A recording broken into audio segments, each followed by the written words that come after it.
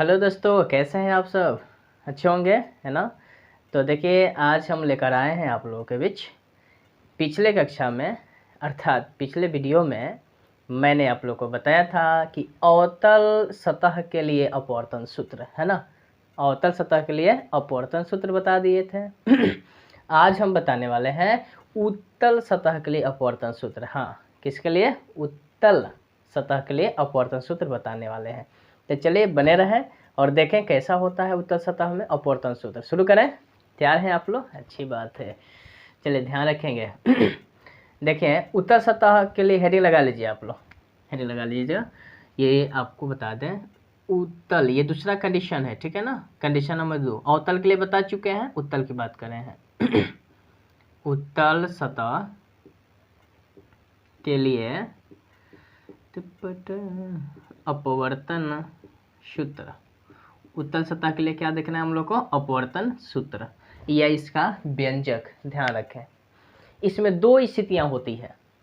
कितनी स्थितियां? दो स्थितियां। उत्तल सतह से प्रकाश का अपवर्तन करना हो तो इसमें दो स्थितियां उत्पन्न होती है। नंबर 1 कि जब प्रतिबिंब आभासी अर्थात काल्पनिक हो। प्रतिबिंब कैसा हो? आभासी अर्थात काल्पनिक हो। और दूसरा इसमें कंडीशन आता है कि जब प्रतिबिंब वास्तविक हो। ठीक है, तो इसमें दो केस आया कि जब प्रतिबिंब आभासी हो, दूसरा केस कि जब प्रतिबिंब वास्तविक हो। तो हम बात कर रहे हैं इसमें जब प्रतिबिंब आभासी हो अर्थात काल्पनिक हो। तो पहले इसकी बात करेंगे, फिर उसके बाद हम वास्तविक वाले बात कर लेंगे। ठीक है, तो यहाँ पर केस आप लोग का बन गया। उत्तल सतह के लिए अपवर्तन सूत्र। इसकी कितनी स्थितियां हैं? दो स्थितियां। Number 1, number 2। जब प्रतिबिंब कैसा हो? जब प्रतिबिंब कैसा हो? जब प्रतिबिंब बताए ना, जब प्रतिबिंब आभासी हो। जब प्रतिबिंब कैसा हो? आभासी हो। आभासी का मतलब कि काल्पनिक हो। काल्पनिक का अर्थ कि अवास्तविक हो। ठीक है, चलिए। और नंबर 2 में कि जब प्रतिबिंब कैसा हो? वास्तविक हो। जब प्रतिबिंब वास्तविक हो।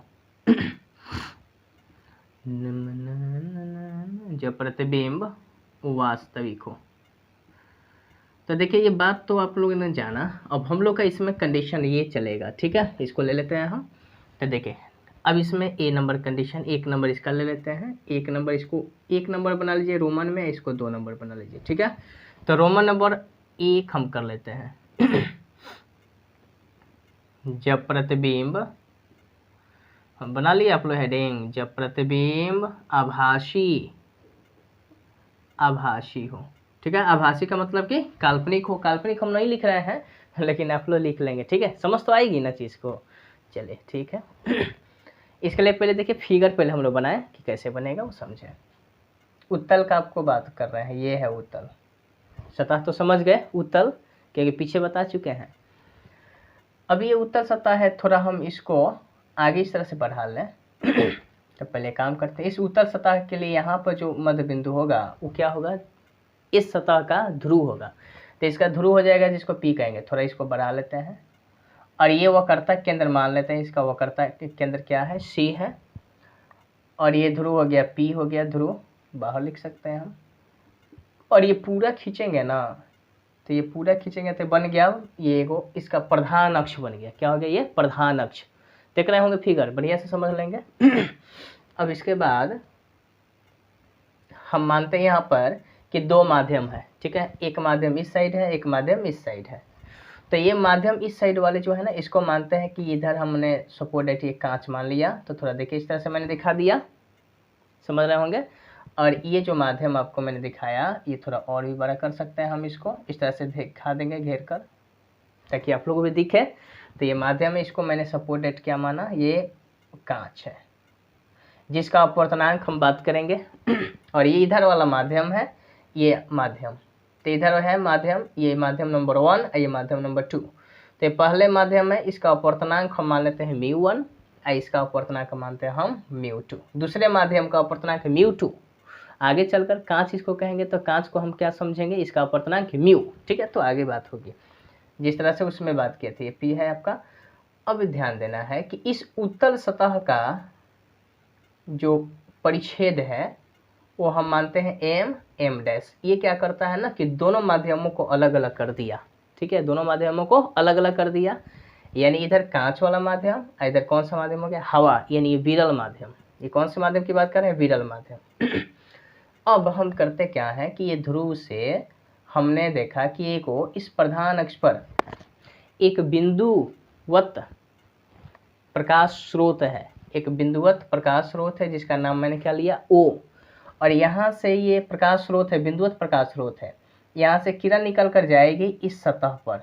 किसके सतह पर, उत्तल के सतह पर, ठीक है, उत्तल जो है ना सतह, उस पर जा रही है।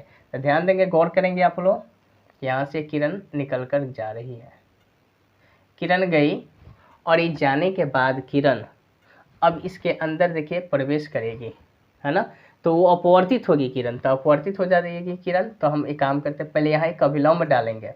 अभिलंब कहाँ से डालेंगे, वक्रता केंद्र सी से डालेंगे अभिलंब, ठीक है। तो सी से यहाँ पर अभिलंब डालते हैं। तो सी से अभिलंब यहाँ पर मैंने डालना शुरू किया।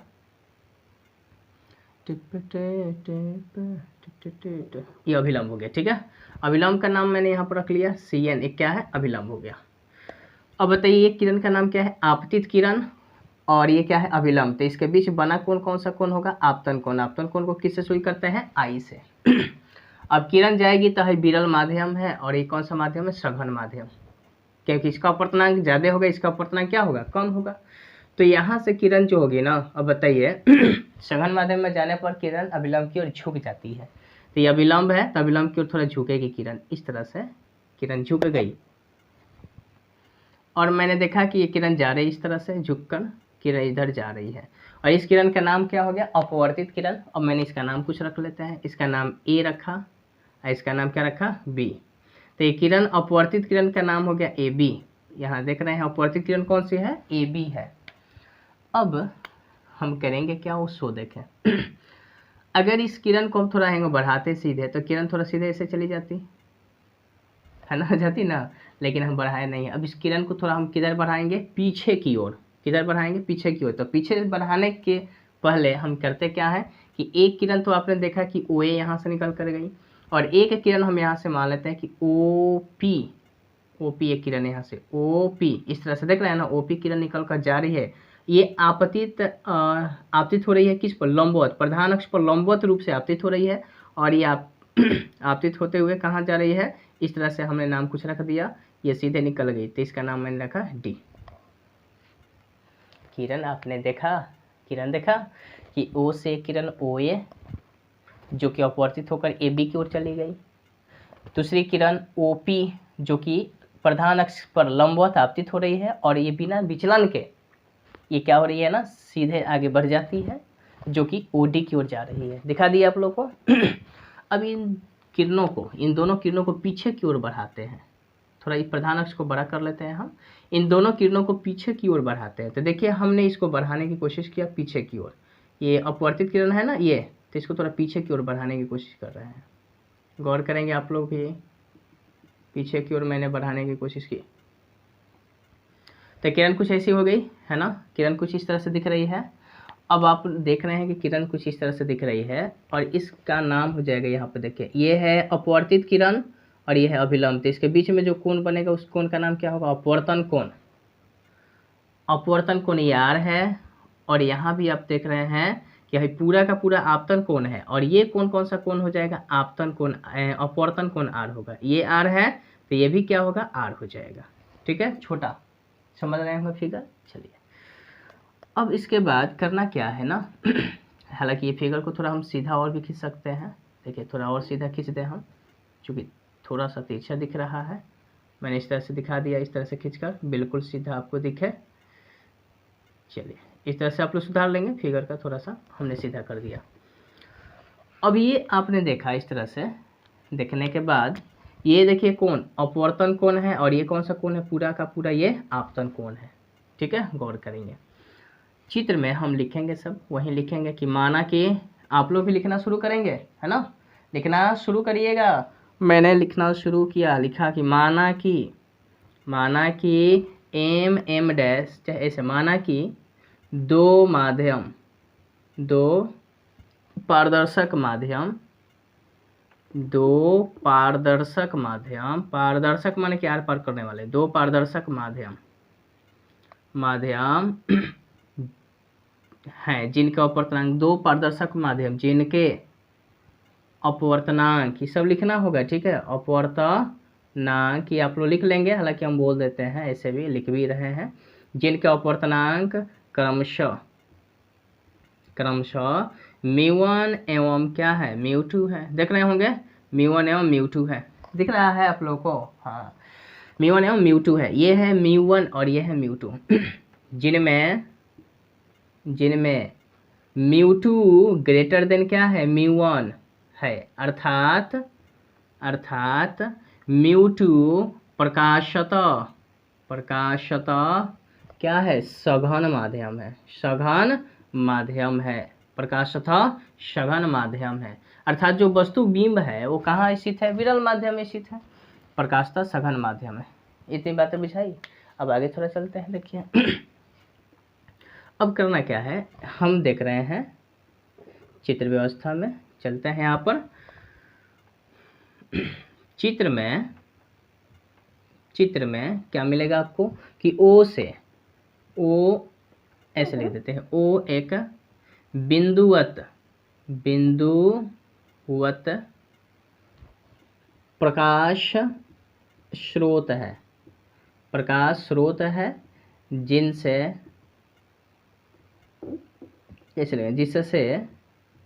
जिससे ओए और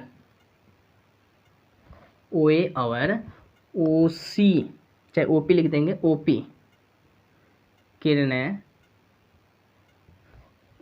आपतित हो रही है।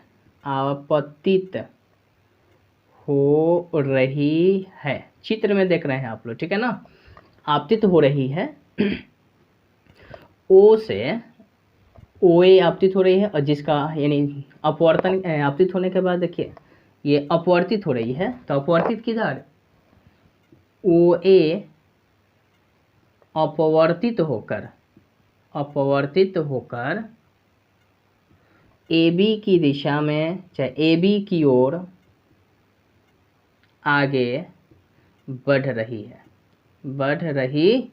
देख रहे होंगे आप लोग चित्र में। तथा ओपी किरण देख रहे हैं, ओपी किरण, और ये सब लिखते चलना होगा, ठीक है ना, सब लिखते चलिएगा साथ ही साथ। ओपी किरण लंबवत रूप से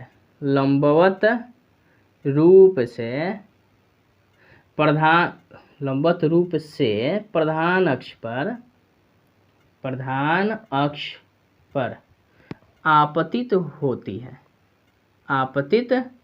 होती है, जो बिना विचलित हुए आगे, देख रहे होंगे आप लोग, बिना विचलित हुए ये आगे की ओर क्या हो रही है, बढ़ रही है, आगे की ओर बढ़ रही है। अब हमको बातें करनी है आगे कि यहाँ लिखेंगे, यहाँ दोनों माध्यमों को अलग करने वाले, दोनों माध्यमों को लिखना शुरू कर दीजिएगा। दोनों माध्यमों को अलग करने वाली उत्तल सतह के परिच्छेद है, उत्तल सतह के परिच्छेद एम डैश है, ठीक है, एम डैश है। ये फिगर में आप लोगों ने देख लिया सब चित्र में। अब देखने के बाद अब आगे बढ़ते हैं, क्या होने वाली है बातें समझिए। चित्र व्यवस्था में आते हैं। चित्र व्यवस्था में अब इसमें क्या देखना है आप लोगों को, समझे जरा सा। चित्र व्यवस्था में ध्यान दीजिए, क्या क्या देखना है आप लोगों को कि यहाँ से P से आप देख रहे हैं कि P से ये C, तो PC क्या है, PC बराबर वक्रता त्रिज्या है, और वक्रता त्रिज्या को आप लोग क्या कहते हैं, R कहते हैं। PC बराबर वक्रता त्रिज्या R है, अब ध्यान देना है कि यार प्लस में होगा कि माइनस में होगा, ठीक है। तो आप लोग देखेंगे कि ध्रुव के अगर दाहिने तरफ है तो प्लस, और बाएं साइड है तो माइनस। ध्रुव है, ध्रुव के बताइए इस साइड देख रहे हैं ना दाहिने तरफ, तो इसलिए प्लस में, अगर ये बाएं साइड होते तो क्या होता माइनस में, तो यानी यहाँ प्लस हो जाएगा आर। अब देखिए P से O यानी PO बराबर वस्तु की दूरी है, वस्तु की दूरी, और यानी वस्तु बीम यही है, वस्तु बीम की बात करें, जो प्रकाश स्रोत बिंदु स्रोत है ना उसी की बात करें, तो ये है वस्तु बीम की दूरी, यानी हो जाएगा PO बराबर, और इसको किससे शुरू करेंगे, U से, प्लस होगा कि माइनस, तो बाएं साइड है तो माइनस हो जाएगा। फिर P से यहाँ बात कर ले, देखिए ये जो हम दोनों को पीछे बढ़ाए हैं ना, सुनिए जरा सा, एक चीज़ और कर लेंगे कि दोनों किरणों को पीछे बढ़ाने पर इसका प्रतिबिंब बन रहा है यहाँ पर I पर। इस चीज़ को लिख सकते हैं आप लोग कि अलग अलग कने उत्तर सतह का परिच्छेद m डैश है, दोनों यहाँ पर लिख सकते हैं कि दोनों किरणों को पीछे बढ़ाने पर इसका प्रतिबिंब कहाँ बनता है, I डैश पर, यानी सिर्फ I पर बनता है। अच्छा, PO बराबर वस्तु की दूरी हो गया माइनस में U, इधर लिख देते हैं, ध्यान रखेंगे ज़्यादा दिक्कत है तो। अब यहाँ लिख देंगे, एक चीज़ और भी लिख सकते हैं ना, तो ये भी समझ लेंगे, PI बराबर वस्तु ना होगा, प्रतिबिंब की दूरी होगा, प्रतिबिंब की दूरी लिख सकते हैं। तो प्रतिबिंब की दूरी किस में होगी, भी, प्रतिबिंब की दूरी को भी कहेंगे ना, प्रतिबिंब के लिए भी, और ये प्लस की माइनस तो माइनस होगा, क्यों माइनस होगा, क्योंकि किस साइड है, बाईं ओर है ना। तो ये बातें समझ आ गई। अब ये रखेंगे हम लोग, ये mm जैसे, चलिए यहाँ पर करने के बाद आते हैं बिंदुवत, ऐसे लिख देंगे, बिंदुवत स्रोत का प्रतिबिंब, बिंदुवत स्रोत का प्रतिबिंब कहाँ बनता है, I पर बनता है, ठीक है, I पर बनता है। यहाँ आपको दिखा दिए, चूंकि यहाँ ना लिखे तो यहाँ भी लिख दिए, तो कोई दिक्कत नहीं होगा, बात समझ आ गई होगी। अब आगे चलते हैं, वो समझने की बात करें, कोशिश करते हैं आगे। देखिए यहाँ तक आने के बाद अब चलना क्या है समझें, इस त्रिभुज में, त्रिभुज A, ध्यान देंगे A O, और क्या चीज़ देख रहे हैं आप लोग, त्रिभुज A O, और क्या नाम हो गया इसका, C, त्रिभुज AOC में देखेंगे क्या कि ये है आपतन कोण I, ये अपवर्तन कोण क्या है, इधर देख रहे हैं R, देख रहे हैं ना। तो हम चलते क्या है कि इसको मान लेते ये कोण अल्फा, ठीक है। तो लिखेंगे चित्र में क्या है, कोण का नाम डाल देते हैं, कोण ACP, ठीक है, कोण ACP, कोण ACP बराबर अल्फा। फिर इसको मान लेते हैं, इसको देखिए जरा सा, इसको मान लेते हैं थीटा, तो कोण नाम लिख देते हैं, कोण AOP बराबर, कोण AOP बराबर क्या माना मैंने, थीटा। फिर इसको मानते हैं, इसको कोण AIP, कोण AIP बराबर क्या माना मैंने, और इसको माना बीटा, इसको मैंने माना बीटा, ठीक है। तो प्रतिबिंब वाले को बीटा माना, वस्तु बिंब को थीटा माना, और जहाँ वक्रता केंद्र है उसको क्या माना मैंने, अल्फा, यहाँ पर माना। अब हम चलते हैं एक एक करके त्रिभुज में सॉरी, त्रिभुज इसमें चलते हैं, त्रिभुज AOC में चलते हैं, त्रिभुज AOC में अब बात करते हैं यहाँ पर। अब त्रिभुज AOC में ध्यान देना है, AOC में, तो AOC में क्या होगा, सो देखेंगे AOC में ये बात होगी कि ये आपतन कोण है I, ठीक है। तो आपतन कोण I जो है वो किसके बराबर होगा, तो बहिष्ठ कोण हो गया ना, बाहर वाला, तो ये अंदर वाला और ये अंदर वाला कोण, इन दोनों को जोड़ेंगे अल्फा और थीटा, इसके बराबर होगा, तो हो जाएगा अल्फा प्लस थीटा, पहली बात। दूसरी बात, त्रिभुज इसमें चलते हैं, इसमें अपवर्तन कोण ये है ना R, तो इसमें बात कर लिया जाए। तो इस त्रिभुज में चलने से क्या फ़ायदा है, सो देखें, इसमें फ़ायदा है कि ये अपवर्तन कोण R है ना, तो त्रिभुज हम चलेंगे A I और C में, ध्यान देना है, त्रिभुज A I और क्या चीज़ है, C में, तथा त्रिभुज AIC में अब इसमें चलेंगे तो ए आई सी में बात कर रहे हैं, तो ये हो जाएगा आप लोग का अपवर्तन कोण, ठीक है। तो अपवर्तन कोण आर जो होगा, आर इजकल टू वो किसके किसके बराबर होगा, तो ये होगा शेष कोण, ये कोण और ये कोण के योग के बराबर, यानी अल्फा जोड़ बीटा के बराबर, यानी अल्फा प्लस बीटा हो जाएगा, अल्फा प्लस बीटा। समझ आई बात है। अब यहाँ तक आने के बाद इसका ज़रूरत पड़ेगा, चूँकि ये कोण आई का मान और फिर ये आर का मान, ठीक है ना, हमको आगे मिलेगा रखने को। ध्यान है कि नहीं है, ध्यान दिया करें, थोड़ा टॉपिक हल्का हल्का लंबा है, घबराना नहीं है। अब इसमें हम चलते हैं आगे। सो देखें हम लोग अपवर्तन सूत्र से, कौन सा सूत्र, अपवर्तन सूत्र से आपको ये मालूम होगा, अपवर्तन सूत्र से कि आपको मालूम होगा कि μ1 साइन थीटा 1 बराबर μ2 साइन थीटा 2। ये सब है ना बातें याद आ रही है सब, हाँ। याद देकर इसको आप लोग लिख सकते हैं μ1 साइन थीटा 1 को जहाँ पर क्या लिख सकते हैं आई बराबर अपवर्तन कोण के लिए μ2 साइन थीटा 2 के जगह पर क्या लिख देंगे आर अपवर्तन कोण के लिए। और उपाक्षीय के लिए क्या हो जाएगा, पीछे बताए हैं उपाक्षीय के लिए, उपाक्षीय लिख देते हैं, उपाक्षीय किरणों के लिए, उपाक्षीय किरणों के लिए ये सब लिख लेंगे आप लोग। क्या हो जाएगा कि μ1 साइन, अब साइन आई उपाक्षीय किरणों के लिए आप लोग को मालूम है कि साइन आई किसके बराबर हो जाएगा, आई के बराबर। तो लगभग ये जो साइन आई है ना वो सिर्फ क्या हो जाएगा आई, तो हमने लिख दिया μ1 आई इजकल टू μ2। अब बताइए साइन आर जो है ना वो आर के जगह पर, साइन आर के जगह पर सिर्फ क्या हो जाएगा आर हो जाएगा, पीछे बता चुके हैं, ठीक है, देख लेंगे याद आ जाएगा। तो हो गया साइन आई के जगह पर लगभग क्या होगा आई, और साइन आर के जगह पर क्या हो जाएगा आर हो गया उपाक्षीय के लिए। अब ये बात करते हैं,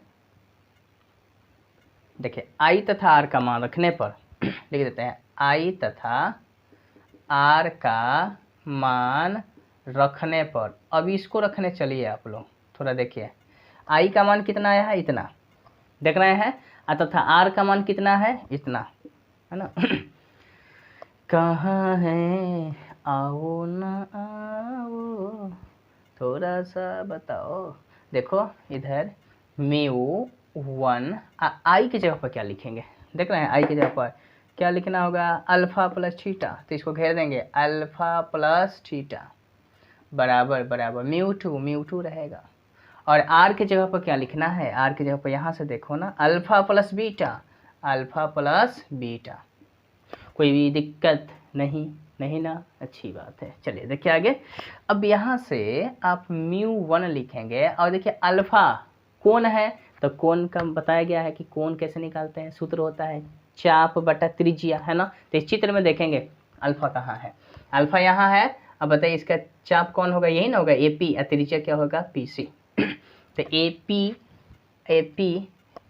बट्टा क्या हो जाएगा, देखिए अल्फ़ा का AP बटा PC हो गया। अब प्लस थीटा देखिए कहाँ है, थीटा यहाँ है, तो इसके लिए भी हो जाएगा चाप ये हो जाएगा ना AP बटा थीटा, यानी ये P से सभी दूरियां ध्रुव से मापी जाती है तो AP बटा सॉरी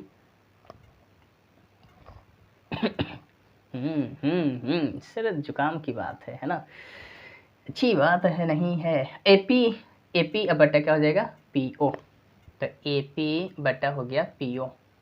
अब यहाँ तक हो गया और बराबर PO और कुछ दिन जियो, क्या पियो, अरे अच्छी चीज़ पियो, जूस पियो, है ना, ये क्या चीज़ का जूस पियो, बढ़िया चीज़ पियो फल फ्रूट हो उसका जूस पियो। μ2 इंटू देखिए अल्फ़ा, तो अल्फ़ा तो जान गए आप लोग, AP बटा क्या होगा AP बटा PC, फिर प्लस बीटा क्या है चेक करिए, बीटा यहाँ है ना, तब बीटा क्या है, इसके लिए चाप AP बटा P से I यहाँ तक, तो AP बटा क्या हो जाएगा PI, AP बटा PI, ठीक है, दिक्कत नहीं ना हो रहा है, इधर घेर देते हैं अब करना क्या है समझे, AP इसमें भी कॉमन है, AP इसमें भी कॉमन है, पीछे जैसे किए थे ना सेम वैसे ही काम होगा। तो यहाँ AP इसमें से कॉमन हुआ, तो देखिए μ1 AP कॉमन ले लेते हैं, और जैसे ये कॉमन लेते हैं वो एक बटा क्या बच गया PC, फिर प्लस एक बटा PO बच गया, AP कॉमन ले चुके हैं बराबर μ2 इसमें देखिए ऊपर कॉमन क्या है, ए पी, तो ए पी इसमें भी ले लिए कॉमन, क्या बच गया 1/PC और फिर प्लस 1 क्या बच गया PI। ठीक है, ध्यान है, अच्छे से ध्यान देंगे, कोई दिक्कत ना हो।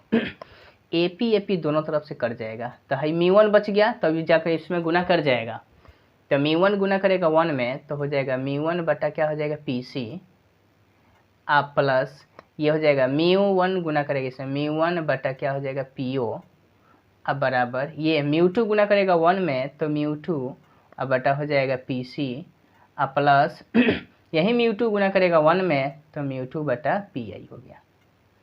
अब थोड़ा जगह की कमी है तो हम मिटाएंगे और थोड़ा इधर बढ़ेंगे। ठीक है, इधर लिख लिए होंगे आप लोग, तो आगे चलते हैं इसी चीज़ को लेकर, थोड़ा इसको मिटा दें हम।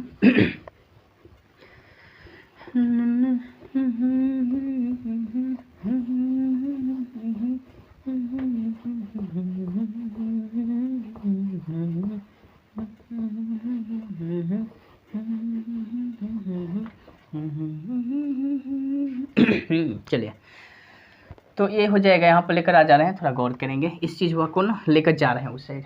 ठीक है, इसको लेकर जा रहे हैं, तो हो जाएगा यहाँ से मार देते हैं तीर, यहाँ तक आए तो हो जाएगा μ1 अब बटा देखिए PC, तो PC के जगह पर क्या लिख सकते हैं आप लोग, PC के जगह पर क्या लिख सकते हैं प्लस में R, और फिर प्लस μ1 अब बटा ये PO, तो PO की जगह पर क्या लिख सकते हैं, देखिए माइनस में U बराबर μ2 PC, तो μ2 लिखेंगे, अब बटा PC का मान क्या है R है, यहाँ से देख रहे हैं ना PC क्या है R है, तो R लिख दिए, और फिर प्लस प्लस प्लस ध्यान दीजिएगा ना तो गड़बड़ हो जाएगा, μ2 अब बटा में PI, तो PI है जैसे कहाँ है माइनस में भी है तो माइनस में भी। मैंने क्या किया, मैंने यहाँ की जो बातें हैं ना उसको उतार कर यहाँ रख दिया, और मैंने देखा कि PC, यहाँ PC का मान कितना है R, तो उसको रख दिया, फिर यहाँ देखा PO, तो PO का मान भी रख दिया, PI का मान है तो उसको मैंने रख दिया। ठीक है, अच्छे से देख लिया ना आप लोग, यहाँ से मान मैंने रखा सबको।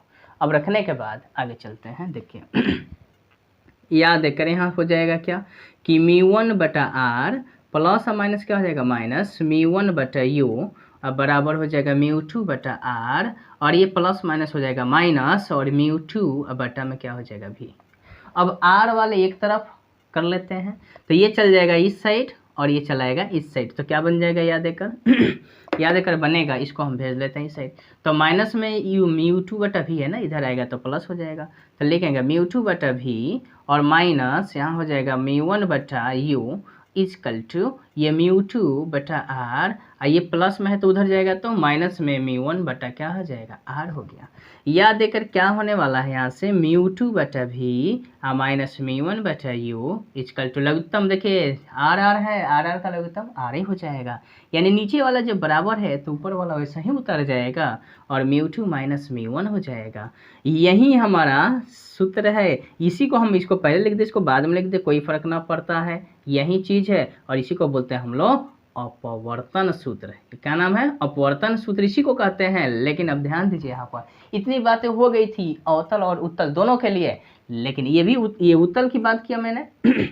अब बात ध्यान देना है हमको क्या, कि इस साइड वाले उत्तल के ये पहले विरल माध्यम, अगर इधर हवा हो, इधर क्या हो हवा हो, तो हवा के लिए μ1 जो अपवर्तनांक होगा कितना होगा 1, और इस साइड को अगर हम कांच कहें, इसको कांच देखिए लिखे है ना पहले, अगर ये कांच हो इसका अपवर्तनांक क्या हो μ, तो क्या होगा, तो लिखेंगे कि यदि इस फॉर्मूला में यदि हम लिखेंगे कि μ1 = 1 किसके लिए, तो हवा के लिए, ठीक है हवा के लिए, तथा μ2 = μ माने किसके लिए, कांच के लिए, इतना कांच के लिए हो तो क्या हो जाएगा, हो तो अब ये सूत्र क्या बनने वाला है, इसमें रख देना है सिर्फ μ1 की जगह पर 1, μ2 के जगह पर क्या रख देना है μ रखना है, जैसे पीछे रखे थे, यानी बन जाएगा μ2, तो μ2 है तो क्या लिखेंगे, μ2 के जगह पर क्या लिखना है हमें, तो μ लिखना है, और बट्टा में भी माइनस μ1 की जगह पर 1, और बट्टा में क्या हो जाएगा u